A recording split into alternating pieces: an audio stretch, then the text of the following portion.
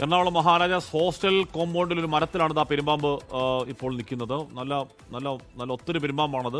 അത് മരത്തിൻ്റെ ശിഖരങ്ങളിലേക്കൊക്കെ ചുറ്റിപ്പണഞ്ഞ് അങ്ങനെ മേപ്പോട്ട് കയറാനുള്ള പരിപാടിയെന്ന് തോന്നി. ഇപ്പോൾ എന്തായാലും അനങ്ങുന്നില്ല, അനങ്ങാതെ നിൽക്കുകയാണ്. അപ്പോൾ അതിന് താഴെ ഇറക്കാനുള്ള പരിപാടി എന്താണ് എന്നുള്ള കാര്യമാണ് അറിയാനുള്ളത്. എന്തായാലും താഴെ നിൽക്കുന്ന കുട്ടികൾക്കൊക്കെ വലിയ പാമ്പിന് പേടിയുള്ളവർക്കൊക്കെ ഇത് കണ്ടാൽ, സത്യം പറഞ്ഞാൽ ഇത് അങ്ങനെ വലിയ വേഗതയിൽ സഞ്ചരിക്കുന്നൊന്നും അല്ല എന്ന് പറഞ്ഞാൽ പോലും പാമ്പിന് പേടിയുള്ളവർക്ക് അത് പേടിയായിരിക്കും അതിനെ കാണാൻ തന്നെ. ഹാഷ്മി, രാവിലെയാണ് മലമ്പാമ്പിനെ മഹാരാജാസ് കോളേജ് ഹോസ്റ്റലിലെ മരത്തിന് മുകളിൽ കണ്ടെത്തിയത്. അത് മുകളിലോട്ട് കയറി പോവുകയാണ്. ഇവിടെ നാട്ടുകാരൊക്കെ ഉണ്ട്. ഈ പ്രദേശത്ത് ഈ ഷിപ്പ്യാർഡിനോടൊക്കെ ചേർന്നാണ് മഹാരാജാസ് ഹോസ്റ്റലിൽ പ്രവർത്തിക്കുന്നത്. കഴിഞ്ഞ ദിവസം ഈ പറമ്പിൽ ഇങ്ങനെ മലമ്പാമ്പിനെ കണ്ടു എന്ന് വിദ്യാർത്ഥികൾ നേരത്തെ പറഞ്ഞതായി ഇവിടെയുള്ള ആളുകൾ പ്രതികരിക്കുന്നുണ്ട്.